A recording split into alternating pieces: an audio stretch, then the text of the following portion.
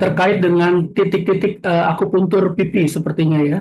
Pertanyaannya adalah Pak, titik-titik wajah yang 15, mungkin maksudnya 16 ya, bisakah untuk mengatasi Bell's palsy jika titik di wajah tadi dijadikan sebagai pencerminan seperti metode balance area yang dituju dengan gerakan-gerakan kah? Terima kasih atas jawabannya. Ya, serta arah penjarumannya bagaimana? Silakan, Pak Didi. Ya, oke, saya jawab. Kalau untuk menyangkut Bell palsy, itu kan sudah ada tataan secara akupunktur yang umum, yang normal ya. Bagaimana cara untuk mengatasi Bell palsy? Ada yang ngikutinnya tradisional, bisa mengikuti akupunktur yang balance ya, udah jelas. Kalau ini saya lebih spesifik kepada psikosomatiknya. Selain untuk mengobati ini juga psikosomatiknya. Terima kasih. Baik, silakan Bapak Ibu sekalian. Mungkin Bapak Didi bisa cerita kira-kira pasien apa yang mungkin sekarang ini sering terkait dengan psikomatik ini, apa yang sering diketemui di klinik Pak Didi? Oke, begini aja ya. Saya cerita banyak. Contohnya gini. Seseorang umumnya sudah usia menengah ke atas, dia datang. Dia bilang, saya mempunyai keluhan, kaki saya sakit.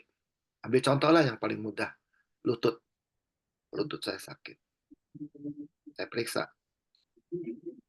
Ya, nyatanya ada sakit sedikit. Ada. Ya. Yang namanya orang, uh, kalau dia punya perasaan sakit, ya saya bilang sakit nggak? Ya ada sakit sedikit, tapi nggak. Cuma dia bilang, ini adalah di dalam. Di dalam, sakitnya di dalam. Oke. Saya periksa di nadi. Nadinya adalah nadi gelisah. Jadi suatu anxiety ya. Saya tahu bahwa dia ini anxiety. Terus saya hilangkan anxiety-nya itu. Hilangkan anxiety-nya itu saat itu ya. Saya cek, dia hilang sementara. Tetapi masih sakit nggak? Masih tetap sakit, dia bilang di dalam. Oke. Jadi kan kembali, saya bilang seperti tadi. Dia merasa sakit, dia akan sakit. Karena sakit, dia merasa sakit. Kita tuh nggak bisa menanyakan, ini telurnya apa, ini ayamnya. Itu merupakan satu satu kesatuan. Oke dah, kalau memang cara gitu, saya tusuk, saya akupunktur, atau saya berikan uh, Trina, saya pikir udah sembuh kan. Oke, saya bilang, enak gak? Enak, dia bilang. Udah pulang. Nanti setelah hari ketiga, atau sampai 1 minggu, dia balik lagi ke saya. Cuman sembuhnya cuma 3 hari. Sekarang sakit lagi. Sakit lagi, saya cek. Sakitnya tuh bukan di situ. Pindah lagi ke tempat lain. Ini juga ikut sakit. Yang tadi nggak sakit, ikut sakit. Oh, kok bisa pindah-pindah? Saya cek lagi. Kasus juga sama. Jadi si ini orang ini sampai 2 kali, 3 kali. Ini awalnya ya. 2 kali, 3 kali. Kok pindah-pindah? Bisa nambah, bisa pindah gitu. Akhirnya karena udah berapa kali ya sih saya ambil kesimpulan ini jangan-jangan nih perasaan nih. Saya duganya persis ke sana nih.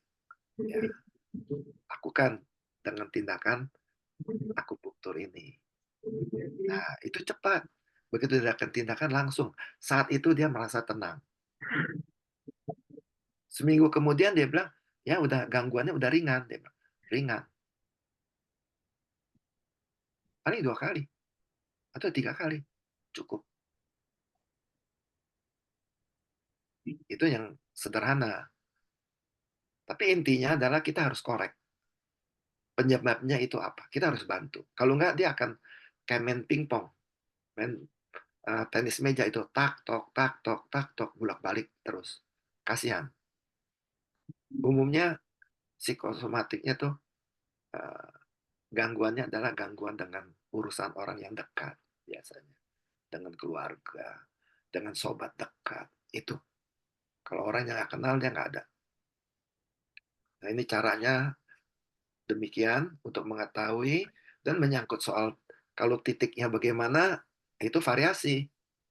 Kita nggak bisa spesifik ini harus nusuk yang ini harus begini, ini harus begini. Nggak. Itu harus pelatihan memang. Lain kondisi, lain lagi. Nggak bisa satu persatu. Terlalu banyak kasusnya. Baik Pak Didik, kelihatannya kita bikin pelatihan lagi Pak Didik. Peserta nanti. Baik, berikutnya ini ada banyak pertanyaan lainnya ya. Berikutnya dari Ibu Leni Wijaya. Sangat bagus sekali materinya dan sangat bermanfaat. Kalau diizinkan share materinya. Nanti materinya bisa dilihat di YouTube ya Bapak Ibu sekalian. Eh, Silakan nanti kunjungi kanal YouTube-nya Pikti. Kemudian dari Dokter Desi, titik cek untuk ini bisa untuk pipi maksudnya ya, bisa dipakai untuk sakit pantom pada pasien amputasi. Jadi pasien yang kakinya diamputasi tapi merasa masih ada di anggota tubuh yang diamputasi. Jadi masih berasa kakinya sakit padahal kakinya udah nggak ada. Nah ini juga sangat menarik ya. Kemudian pertanyaan lainnya, insomnia bagaimana treatmentnya? Ini karena sudah sampai di level halusinasi. Bagaimana silakan Pak Didik? Oh ya, kalau untuk saya ini dulu yang amputasi. Yang amputasi itu bisa dilakukan. Bisa. Karena gini, dia kan masih ada satu kaki lagi kan. Amputasi kan nggak mungkin dua-duanya. Jadi itu masih nyambung. Jadi ada kaitannya seperti eh, cerminan ya. Jadi itu bisa diadakan akupunktur di titik CA tertentu yang menyangkut urusan di lutut atau di ankle, tergantung tempat mana yang diamputasinya. Boleh dicoba ya, sambil kita berikan penjelasan eh, secara tatap muka, ini bagaimana gimana berikan petunjuk ya, berikan penenangan segala macam, tapi akupunktur itu boleh dilakukan. Saya yakin itu bisa membantu. Karena saya nggak pernah kasus itu, saya nggak bisa bilang pasti bisa, tapi menurut pikiran saya itu sangat membantu dan sangat memungkinkan. Nah, kemudian kalau yang menyangkut satu lagi, apa tuh? Insomnia. Insomnia. Nah, Ya. insomnia ini kompleks sebetulnya. Ya, kita perlu tahu.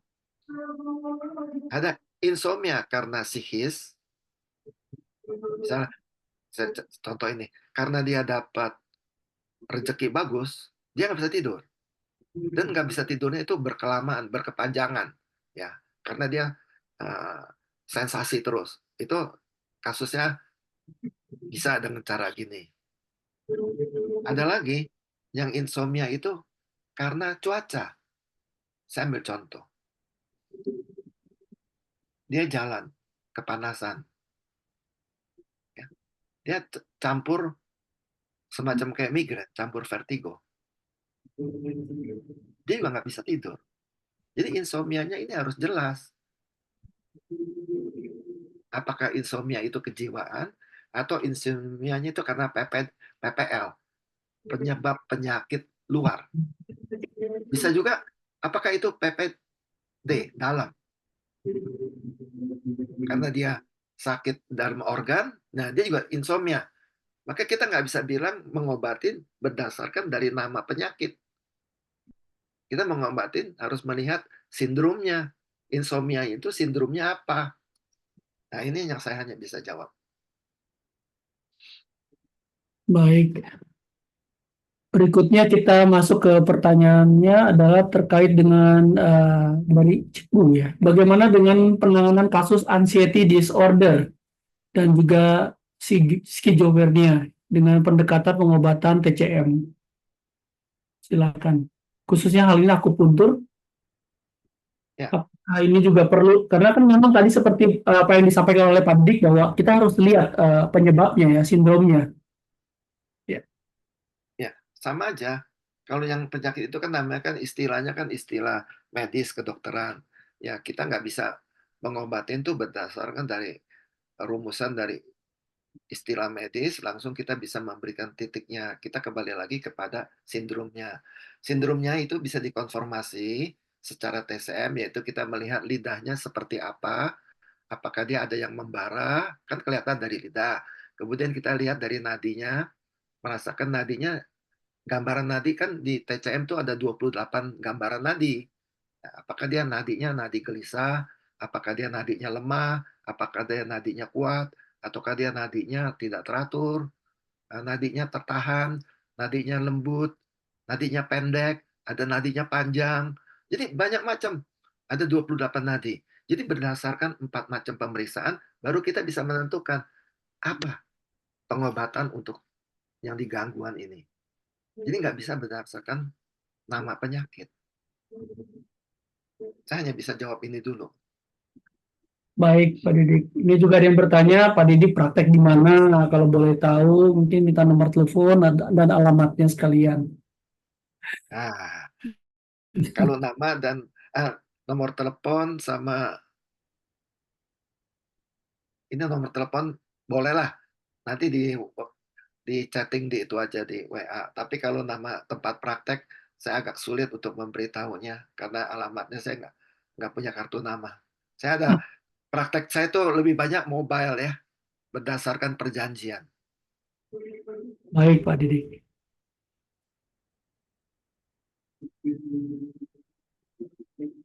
Ini pertanyaan-pertanyaan juga banyak di bawah lanjutan dari terkait dengan kasus radang sendi lutut pada usia 50 tahun. Pendekatannya bagaimana secara TCM? Apakah juga bisa dilakukan dengan akupuntur pipi? Kemudian juga untuk kasus nyeri kepala karena sinus, apakah juga bisa? Dan mengenai titik-titik dan bagaimana caranya, saya pikir ini juga perlu untuk ini ya Pak Didik ya, bukan dijelaskan di sini tapi training secara khusus ya Pak Didik. Nah, saya hanya bisa jawabnya gini. Kan ilmu tuh ada ilmunya, ilmu dasar, kemudian ada ilmu spesialisnya, spesialisasinya, cabang-cabang yang lebih sub, kita bilang tuh sub ilmu yang lainnya lagi, sub akupunktur bidang lain. Jadi seperti kita bilang ada ilmu akupunktur meridian yang umum, yang biasa kalau kita belajar itu yang standar. Kemudian ada yang ingin mempertambah lagi, oh enggak, saya maunya akupunktur balance dari Master Tung, silakan. Ada lagi, oh enggak, saya maunya yang uh, tertarik dengan akupunktur medis. Nah, lain lagi tuh, akupunktur medis lain lagi. Karena dia selalu mencari saraf. Pakai jarum, tapi yang ditusuk adalah sarafnya. Ada lagi yang saya mau akupunktur Jepang. Akupunktur Jepang tuh biasanya di bawah kulit, ya, di permukaan. Jadi banyak macam. Nah ini kali khusus akupunkturnya adalah di daerah pipi. Pipi itu yang diincar adalah kaitannya yang menyangkut ke saraf pusat, lebih dekat. Yang diincar ini adalah daerah-daerah trigeminal itu. Permainannya di situ. Yang dimana ada kelihatannya ada intersection. Suatu perpotongan, suatu pertemuan antara sistem meridian dengan sistem saraf di situ. Tapi daerahnya nggak tepat, hanya remeng-remeng karena ada pengaruh. Seperti kayak orang tuh ada influence aja. Nah, di situ yang peranannya istimewa. Daerah abu-abu lah. Pengaruhnya sangat baik bagi penyakit yang ada rasa nyeri fisik dicampur dengan secara psikis. Kalau hanya fisik aja, itu lebih cocok in situ, di tempat yang dia dekat meridian. Saya lebih senang di meridiannya. Bukan as a point, tapi di meridian. Karena meridian itu kita bisa ambil dari titik jauhnya, bisa dari titik dekatnya. Kalau penyakitnya baru, itu kita ambil titik dekat. Tapi kalau penyakitnya udah lama, itu nggak bisa dengan titik dekat. Kita harus ambil dari titik jauh. Ada titik ibu kan, ada titik anak. Jadi ilmunya tuh banyak sekali. Jadi saya nggak bisa bilang, oh ini harus ini, harus ini. Harus ada orientasi cara pemikirannya lah dalam hal ini. Lebih banyak kita berdiskusi, memberikan penjelasan. Sebetulnya akupunktur ini ilmunya itu adalah ilmu kayak hand by hand lah ya. Harus dituntun ya. Prakteknya harus dituntun. Kalau dokter tuh dokter spesialis lah. Jadi memang udah dilatih khusus itu aja. Pasti. Terus ini ada juga pertanyaan dari Bu Nike Dewi terkait dengan orang yang sakit psikis itu nadinya seperti apa? Tenggelam, mengambang, atau apa yang selama ini di handle? Ini nadinya, kalau mereka yang biasa ngikutin pelatihan saya itu saya udah kasih tahu kan, nadinya tuh nadi khusus. Nadi Itu khusus. kalau kita bilang itu nadinya nadi bergerak, nadi gerak. Bukan licin ya. Ini nggak beda dengan bukan licin. Kalau licin semua orang tahu. Karena orang belajar akupunktur hanya tahu, oh nadi cepat, lambat, kuat, lemah. Mereka hanya tahu itu. 4. Ditambah lagi, oh ini licin. 5. Yang mereka tahu hanya 5. Ada nadi-nadi tertentu. Itu yang paling khusus adalah nadi gerak. Saya bilang, nadinya itu bergerak. Tempatnya tuh pindah. Nah, dari situ kita tahu, wah ada nadi anxiety. Nah, sekarang kembali, anxiety-nya apakah dia utama karena anxiety dia jadi sakit, atau karena dia sakit jadi anxiety? Itu suatu pertimbangan lagi. Jangan bilang, oh ini nadi gerak, udah langsung anxiety. Belum tentu. Ada anxiety yang terpicu, ada anxiety beneran gitu lah. Nah, kalau 50-50, anxiety-nya ada, ininya ada. Nah, paling cocok tuh pipi. Ada nyerinya, ada anxiety-nya, pipi. Tapi kalau hanya anxiety-nya itu hanya karena pengaruh baru ringan-ringan, itu nggak cocok untuk di pipi. Baik. Ya. Baik, Bapak Ibu sekalian, apakah ada pertanyaan yang mau disampaikan secara langsung? Dipersilakan. Ya, juga sekaligus menyampaikan bahwa untuk pembicara pertama, Dr. Leonard tidak bisa bergabung karena beliau sudah perjalanan terbang, jadi off handphone ya. Jadi kalau ada pertanyaan terkait dengan pertanyaan Dr. Leonard, bisa dipersilakan untuk menuliskan di kolom chat biar nanti kami teruskan kepada beliau. Baik, kita akan buka untuk penanya yang sudah raise hand. Silakan Dr. Sugeng. Dr. Selamat sore. Selamat sore. Silakan Pak. Ya, saya seorang dokter naropatik onkologi UGM. Sekarang ini saya lagi meneliti tentang hormon. Saya ada 2 kisah. Satu, dia kena CA125 metatasis. Yang satu kena CA15-3 juga metastasis. Tapi semuanya ternyata saya teliti itu pada dasarnya ada letak masalahnya di hormon, ya. Lalu apakah saya bisa bertanya mengenai apakah hormon itu bisa untuk di akupunktur? Karena yang satu, kalau dengan pengobatan herbal, yang satu udah sembuh, CA125-nya dia kena metatasisnya ke pelvik. Yang satu, dia metatasisnya ke ini, ke tiroid ya, tiroid hipo. Tapi yang tiroid hipo ini susah banget. Karena untuk saya obatin ya dengan terapi herbal, dia hormonnya itu naik turun. Ini kesulitan saya yang pertama, mungkin Bapak bisa membantu saya tentang ini kan, karena beliau rumahnya di daerah Tangerang Utara dan saya harus bertemu di mana untuk bawa pasien satu ini. Itu pertanyaan saya. Ya, sekian, terima kasih. Terima kasih.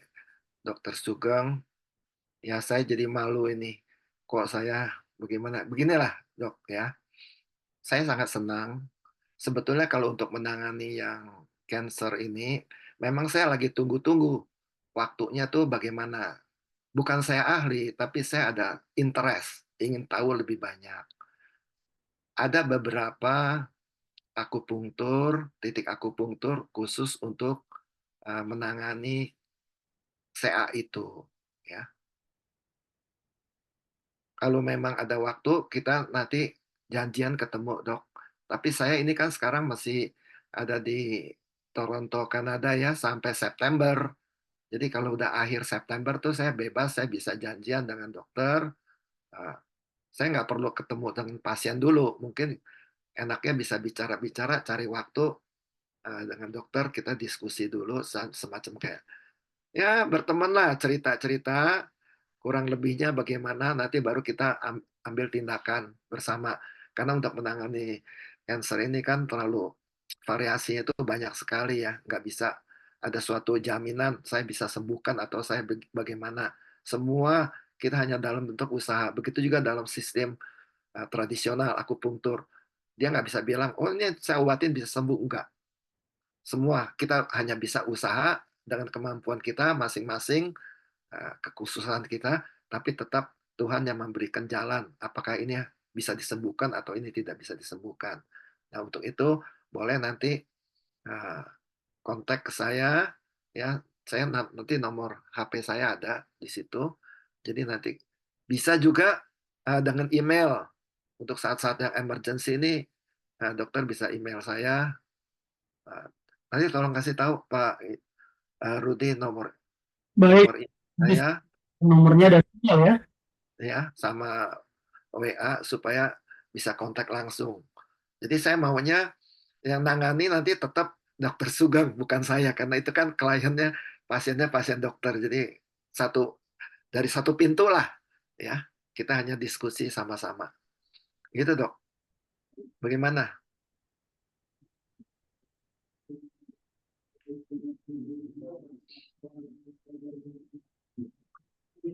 Ya, bagaimana dokter? Bagaimana, Dokter Sugeng? Baik, kelihatannya commute, Bapak Ibu sekalian, ini nomor ini yang bisa dihubungi, nomor WA ya, dan email juga dari Pak Didik Waluyo. Ya. Ya, kita kembali ke chat yang sudah masuk. Ini ada seseorang yang juga mengalami telapak tangan kanannya kiri kanan sering berkeringat, tetapi tidak punya rasa takut. Apakah ini juga psikosomatik ya? Jadi mungkin Pak Hermanto begini masih bingung terkait dengan apakah yang dimaksud dengan psikomatik ini tangan berkeringat itu juga termasuk psikomatik atau bukan? Bisa juga. Kita lihatnya begini. Kalau dalam keadaan biasanya normal, berkeringat enggak? Kalau memang tidak berkeringat, tahu-tahu dia berkeringat, itu pasti ada psikosomatik ya. Tapi kalau dia berkeringat terus-menerus, nggak pandang mulu, itu artinya dia penyakit. Nah, penyakitnya biasanya qi-nya kurang. Nah, itu kita perbaiki, meningkatkan dia punya qi sejatinya. Bisa dengan akupunktur, biasa ditambah juga dengan obat. Kalau akupunktur biasa pengaruhnya sebentaran, kalau obat bisa lebih lama. Bisa karena yang kita perbaiki adalah nutrisi daripada organ. Kalau akupunktur kan hanya untuk merangsang supaya organnya itu lebih giat aktifnya. Jadi harus ada dua cara, dirangsang juga dan diberikan nutrisinya juga, yaitu melalui obat. Tapi bisa terdeteksi tuh itu, ya. Baik. Dengan nadi bisa kedeteksi dengan gambaran nadi. Baik, ini juga ada sharing dari Ibu Lilis ya, bahwa penyakit itu bisa ditimbulkan dari emosi. Ada klien yang punya penyakit menahun, lama nggak muncul, tapi tiba-tiba ada kasus yang mengingatkan dia pada seseorang yang pernah memfitnah dan marah sekali. lalu timbul lagi penyakitnya. Penyakitnya memang hanya radang tenggorokan, tetapi susah sembuh karena masih ada emosi jiwa. Nah, bagaimana penanganan kasus seperti ini, Pak Deddy? Ya, kembali lagi kita kan harus lihat benar nggak karena emosi ya. Nah, kemudian bisa dilihat dari emosi itu yang terserang apa. Memang kelihatannya tenggorokan. Kalau menurut pengalaman saya, itu ketemunya biasanya itu di lambung, limpa lambung. Jadi limpa lambungnya tidak kuat, artinya kita bilang defisiensi ya, qi-nya nggak kuat. Jadi akhirnya asam lambungnya itu naik ke atas dan menjadi iritasi kepada tenggorokan sehingga dia batuk terus. Secara medis diperiksa paru-parunya bagus, ya. Di stetoskop juga diperiksa bagus, nggak ada apa-apa. Tapi kenapa suka batuk? Dari tenggorokan. Jadi kembali lagi, tergantung diagnosanya, bukan dari batuknya. Batuk itu hanya suatu simptom, ya. Kemudian sindromnya yang harus kita cari. Terima kasih. Baik, terima kasih banyak atas semua jawaban-jawaban dan juga ilmu pengetahuan yang sangat berharga yang disampaikan oleh Pak Didik maupun juga Pak Dr. Leonardo ya. Baik, Bapak Ibu sekalian, seperti tadi disampaikan di awal bahwa kata psikomatik merupakan gabungan dari dua kata, pikiran dan tubuh ya. Yang jadi diartikan bahwa gangguan psikomatik adalah gangguan keluhan fisik yang timbul atau dipengaruhi oleh pikiran atau emosi, bukan oleh alasan fisik yang jelas ya, seperti luka atau infeksi. Kemudian ini bisa dapat terjadi berbagai kelompok usia, khususnya yang usia memang usia manula ya. Kemudian munculnya keluhan psikomatik ini pada seorang biasanya diawali dengan masalah kesehatan mental yang dialami seperti takut, stres, depresi maupun cemas.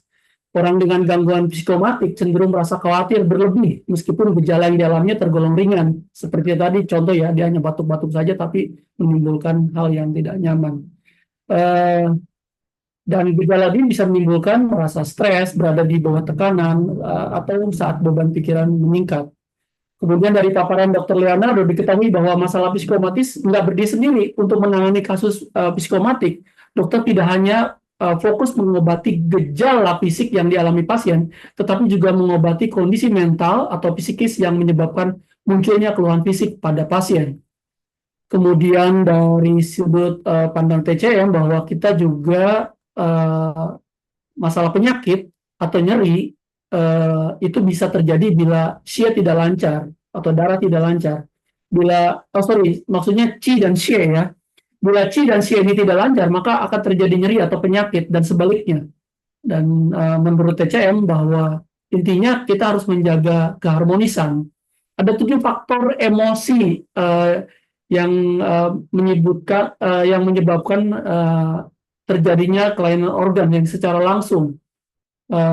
Ada gembira bisa melukai jantung, marah bisa melukai hati, berpikir atau merenung bisa melukai limpa, cemas bisa melukai paru-paru dan limpa, sedih bisa melukai paru-paru dan juga jantung, takut melukai ginjal, kemudian terkejut melukai ginjal.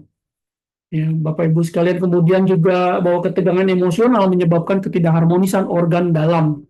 Ketidakharmonisan organ dalam internal dapat menyebabkan ketidakseimbangan emosi. Jadi untuk mengatasi kedua gangguan nyeri, sakit atau gangguan psikomatik adalah harus mengusahakan atau mengendalikan aliran Qi dan Xie dalam kondisi lancar dan tidak terganggu atau terhambat. Kemudian juga ada model-model lain, salah satunya juga akupuntur pipi ya, yang perlu penanganan secara khusus serius kita. Kalau memang belajar, nanti mungkin Pak Didik bersedia membuka kelasnya ya. Baik, kemudian saran dari Pak Didik adalah hindari penyebab terjadinya gangguan ya, melakukan hidup sehat, meliputi kerja yang sehat, tidur, istirahat, makan minum, dan juga tetap menjaga emosi.